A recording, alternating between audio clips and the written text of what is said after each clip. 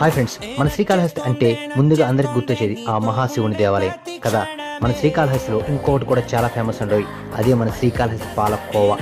ఇక్కడ ఉన్న మన శివుని దేవాలయంకి వచ్చిన ప్రతి ఒక్క భక్తులు చాలా మంది ఇక్కడికి వచ్చి పాలకోవ తినేసి వెళ్తుంటారు. అదేవిధంగా పాలకోవలో ఐస్ క్రీమ్ వేసుకొని తింటుంటారు. అబ్బా ఎంత బాగుందో అనుకుంటారు. కానీ చాలా మందికి తెలియని విషయం ఇంకోటి కూడా ఉంది. ఇక్కడ